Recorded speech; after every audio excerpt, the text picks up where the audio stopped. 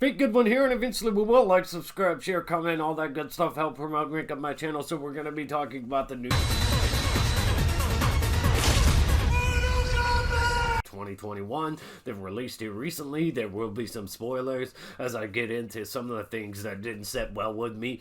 But I want to talk about the audience scores and trying to understand where everybody stands on this one. What'd you think of it? Did you think it was fatality? Did you think it was flawless victory? As far as video game adaptations go, they're never really way up there, but I want to get your thoughts and opinions. Now sit down, shut up, and pass me a fucking egg roll!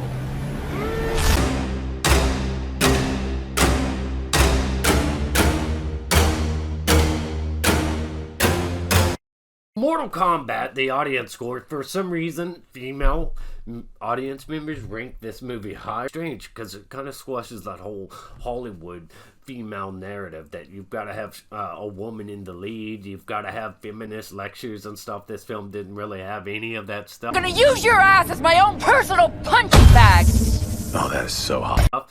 And females seem to really like it. All characters in here were kind of shafted, and they used a few things like a prophecy and these marks to kind of loosely string together something so they could actually have a story. But the females, as I was saying, kind of get shafted. Sonya Blade doesn't have this mark. She's got to take it from somebody else to qualify. Melina's like a footnote in the movie. She really got shafted. Didn't have a video game accurate costume or anything like that. There's even a moment in here where Melina has the upper hand on somebody, could kill them. In the video game, would kill them because Melina's a fucking savage. But in here is like, oh no, you're not worthy.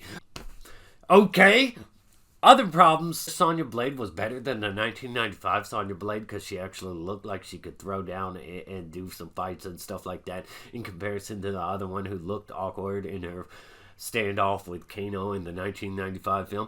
Kano is the only one in this movie with a personality. Kano wins.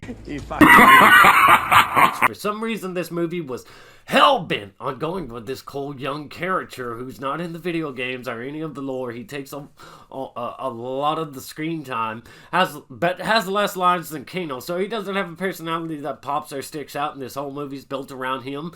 This character that does not exist, that they shoehorned in this film, that takes away from everybody else.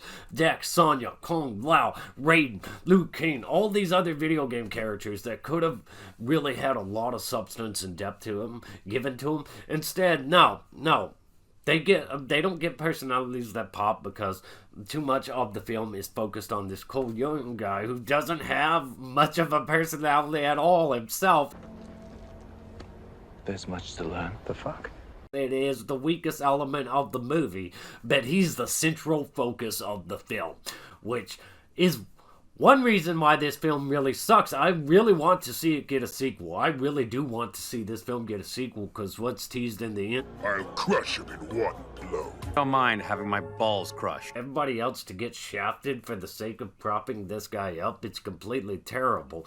Liu Kang should probably be the main character. Instead, he just kind of exists within the film. He's there, doesn't have much. Kung Lao is the one who really gets the shine. He gets signature moves and stuff. And the great thing about this movie, there are a lot of nods to the video game. There are accurate fatalities from the game represented in the film. Attires, costumes, characters accurately represented in the film, but they don't get a chance to pop or really explore their characters or anything because everything's about this cool young guy who shouldn't even be in this damn film, but is for some reason. A Scorpion Sub-Zero rivalry that is heavily promoted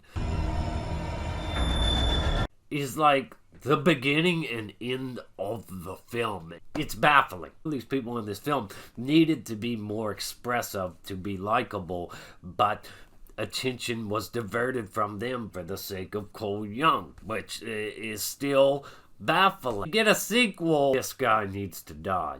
Sub-Zero is made much more of a menace than anybody else in this film, and he's absolutely great. Why even put Goro in here? Why even have Melina in here? I'm still not fond of the race swap they did Melina. Katana and Johnny Cage should have been in this movie rather than a cool young guy. And when it comes to Katana, she's now race swapped, right? Because Melina's her clone, so she's got to be race swapped, right? Goro's just, it's undermined. The whole intimidating presence and everything that Goro carries with him, just the idea of facing this guy. Now it's all just it's just destroyed. But this film does have a great tease in the end that they're gonna recruit Johnny Cage. Never give up hope. Faith in yourself is all you need. You alone have the power to end this. You don't get to see a Johnny Cage, but there's Ed Boon's endorsed. What do you call him? This guy, the Miz. I'm not familiar with this guy, but Ed Boon has endorsed this guy. I don't know if this guy would be a great fit. Certainly looks like it. Don't know anything about this dude. He's a wrestler, so his acting probably crap. I wish it was better. I do hope that it was good enough to get a sequel, because I think the sequel can be done right if they kill off this Cole Young character, bring in Johnny Cage, walk back some of the details about the whole Scorpion Sub-Zero rivalry. This whole thing, Quan Chi is behind this whole thing, and the film gives no indication that Quan Chi, video game character Quan Chi, which would be awesome to see on the big screen, is behind anything at all. It kind of rewrites everything, and it can be walked back a bit.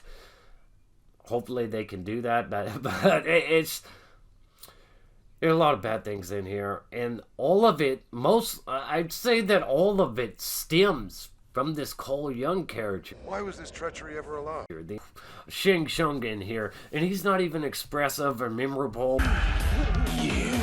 or threatening or anything. He's just there. Even Raiden is just there. He's like this just grumpy dick. Sorry. That it's just there. One of the biggest problems about this film, as an outsider, because my fiance wasn't familiar with him when she was watching this movie, she was kind of, she felt it didn't give enough context to certain things. Conflict outside of Mortal Kombat is not forbidden. Besides, the other gods are too lazy to stop me. The rules being broken. Raiden keeps mentioning them. The rules are broken. Yet he doesn't do shit at all, like electrocute a bunch of people or anything and put an end to it. The gods. You can't break the rules because the gods will be upset. They give no fucks about Shang-Chi sending assassins to execute everybody that's a player in the Mortal Kombat that's meant to be a player in the tournament. Why the fuck should Raiden? Why the fuck shouldn't Raiden just electrocute everybody? He barely has any speaking lines. I definitely want this film to get a sequel. It is a messy, flawed film that does some things beautifully, but most of the film sucks simply because this Cole Young character. Let me know your thoughts and opinions. Very good one here. Eventually we will. Like, subscribe, share, comment, all that good stuff. Help promote and rank up my channel. Let me know your thoughts in the comments section on this film. Did you love it? Did you hate it? Stay awesome. Rock on. Never give up hope. Faith in yourself is all you need. You alone have the power to end this.